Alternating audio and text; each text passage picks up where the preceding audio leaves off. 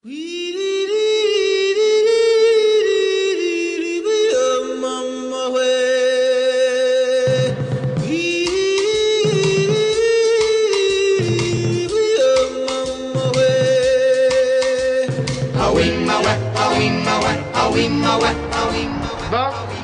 qu'est-ce qu'il y a dans le journal aujourd'hui?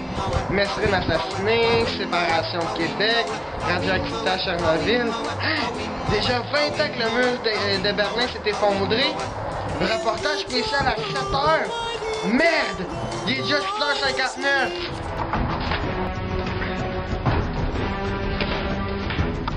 Regarde la page qui me paraît activité. Pas de temps!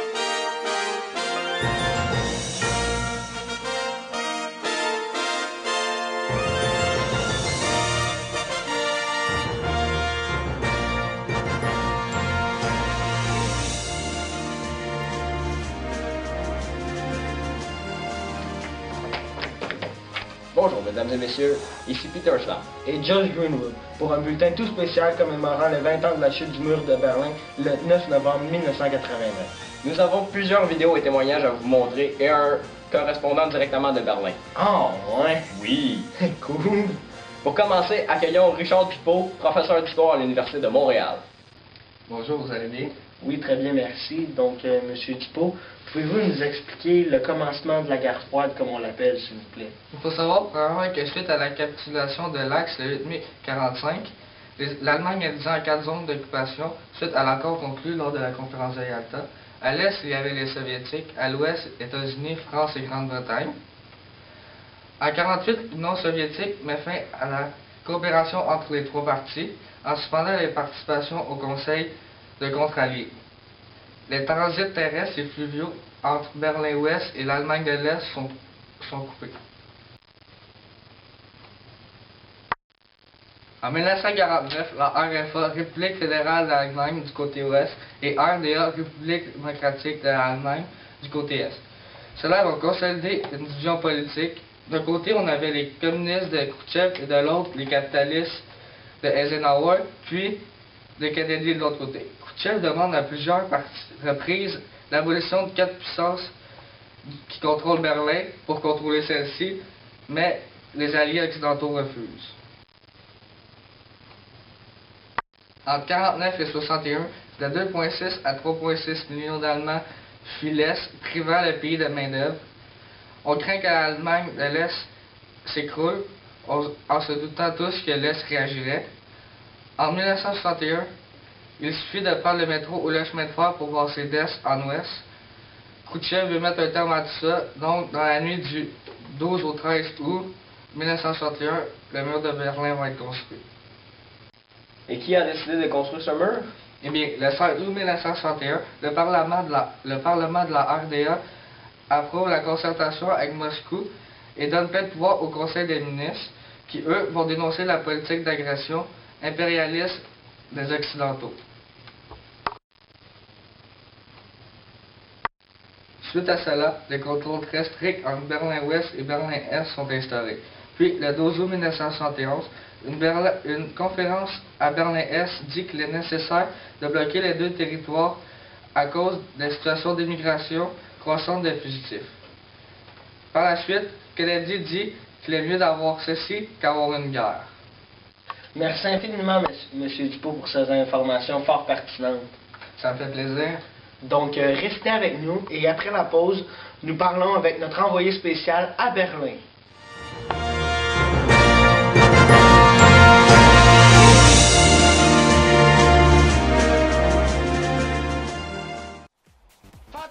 On est tellement persuadé que vous allez acheter le Rainmaster qu'on vous le vend 2 fois le prix. Donc au lieu de vous le vendre 39,99, on vous le vend 79,98. Payez cash. Donc appelez dès maintenant au 514-222-RAIN et obtenez une botte en prime.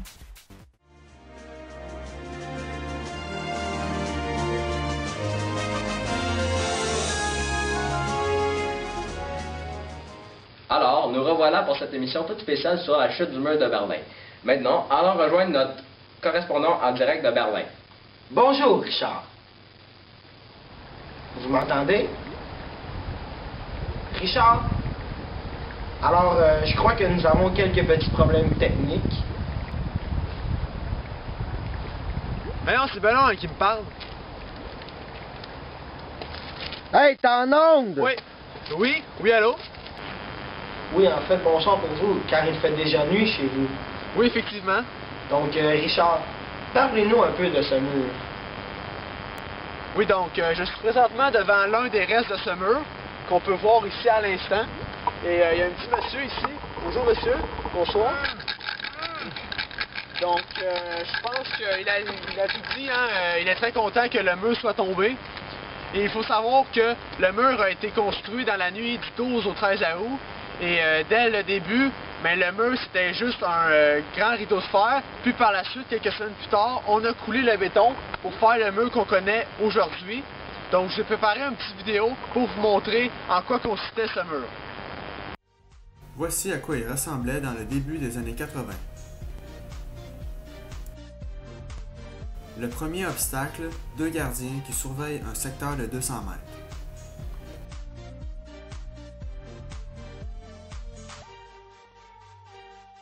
L'obstacle suivant est une clôture que dès qu'on lui touche, une alarme silencieuse va avertir 2 soldats dans un mirador.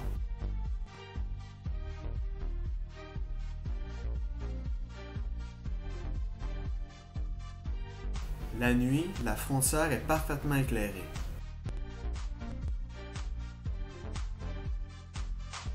Ensuite, nous avons ce barrage pour bloquer tout véhicule.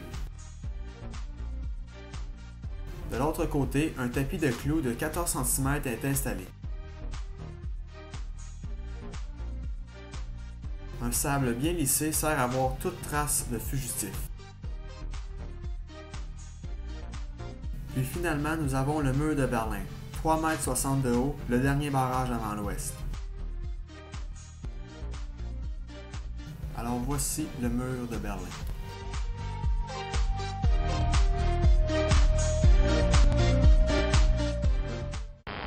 Donc, la construction du mur de Berlin donne une image très négative du bloc de l'Est et prouve son échec économique face au bloc de l'Ouest. À vous en studio. Hey les gars! Oui, donc, merci beaucoup, Richard. Donc, pour poursuivre, les Alliés ne savaient pas trop comment réagir. Personne ne savait quoi faire. Kennedy voulait démontrer, entre autres, qu'il tenait à cœur Berlin et ordonna une démonstration de force. Un convoi américain est dirigé vers Berlin pour tester la réaction de l'Allemagne de l'Est.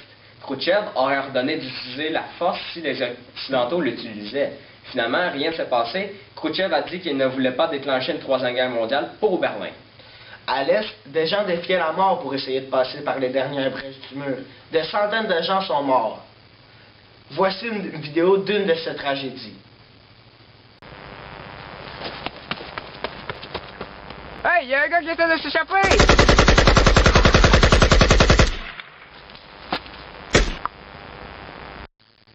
Wow, c'est effrayant. Oui, en effet. Oh, on me disait à l'instant à l'oreille que nous avons un petit reportage pour vous concernant un vieux couple qui aurait été séparé par le mur durant cette période. Regardons. Merci Josh. Donc, je suis présentement dans une banlieue de Berlin et je me dirige de source en sûre vers une maison qui est habitée par un couple qui s'est fait séparer par le mur de Berlin en 61. Ce couple ne s'attend pas à notre visite et ça va être une surprise pour eux. Donc, exclusivité de CVB. Donc, je pense que c'est ici. Oui, c'est ici. Est-ce que je sonne? Non, on rentre. Fais attention, il y a un chien. OK. Donc, on va aller chercher, ça va être plus poli. Bonne idée, ça. Oui, est-ce que quelqu'un? Oui, bonjour madame, nous sommes de la TVB. Mon Seigneur, c'est avec une caméra. Oui. Reste un petit peu, laisse un gentil Oui. Jocelyn. Mon mari. Jocelyn, t'es venu ici, s'il te plaît? Il y a du monde que je connais pas. C'est de la caméra, l'idée. Oh, monsieur, nous sommes juste à la télévision. Ouais? Nous faisons un reportage sur le mur de Berlin. Ah! Et nous savons de source sûre que vous êtes un couple qui a été séparé par le mur en 61. Ouais. C'est bien exact? C'est vieux.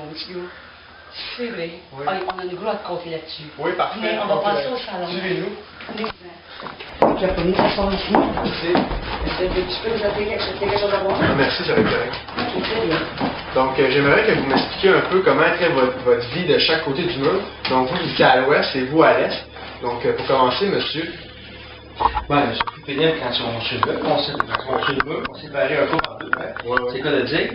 Par contre, j'ai eu la chance d'aller du bon côté du mur. Oui. Il y avait de la haute technologie, nous sommes une face moderne par rapport à l'Occident, avec nos usines de haute technologie, des universités et tout ce qui concerne la vie moderne, avec toutes ces commodités et ce qui va avec. OK. Et tout de suite, à la tombée de ce mur, qu'est-il arrivé avec votre vie? J'ai découvert que j'avais une famille. OK. Quand ils ont construit le mur, ma femme était enceinte, OK. je ne savais pas. Et j'ai découvert que j'avais un fils de 28 ans à la tombée du mur quand ils ont jeté le mur à terre. J'ai fait une grande réconciliation. OK. Donc, très touchant. Et madame, vous, du côté de l'Est, comment était votre vie? Nous autres, on habitait l'est de Berlin. Et les bâtiments étaient vraiment mal occupés. La construction des édifices de 11 à 25 étages avait vraiment défiguré notre paysage urbain. En plus, le système de défense de la FDA se laissait vraiment contre nous. Nous faisions plusieurs manifestations, nous étions vraiment mal en point. OK. Alors, on était vraiment seuls. OK. Donc, merci à vous deux de m'avoir expliqué ça. Donc, à vous en studio. Hey Peter, faudrait peut-être penser à arroser les plantes, hein? Eh oui, c'est vrai. Hey les gars, on est en onde! Oui. Oui. Oh, désolé. Bon, après vous avoir parlé de ces événements très choquants, maintenant on va vous parler de sa chute. En 1989, les Soviétiques annoncent leur retrait en Afghanistan. On ouvre le rideau de fer en Hongrie. Il y en a d'autres qui pensent que la liberté va bientôt toucher l'Allemagne. En 3 semaines, 25 000 citoyens de l'Ouest quittent le pays pour aller s'installer en Hongrie. Alors qu'on tente de donner un second souffle au Parti communiste, plusieurs manifestants se rendent à Berlin le 4 novembre 1989 et des centaines de milliers dans les autres grandes villes de la RDA. Une conférence de presse a été annoncée 5 jours plus tard par un membre du bureau politique du CED, M. Gunther Schabowski. Aux alentours de 7 heures, il va annoncer ce que tous attendaient depuis 28 ans, c'est-à-dire l'ouverture du mur qui s'est passée dans la nuit du 9 au 10 novembre 1989. Le traité de Moscou rend à l'Allemagne sa pleine souveraineté le 12 septembre 1990. La réunification des deux Allemagnes a finalement lieu. Mesdames et messieurs, c'est tout pour cette émission spéciale. On vous laisse sur quelques séquences du mur. Merci et à la prochaine.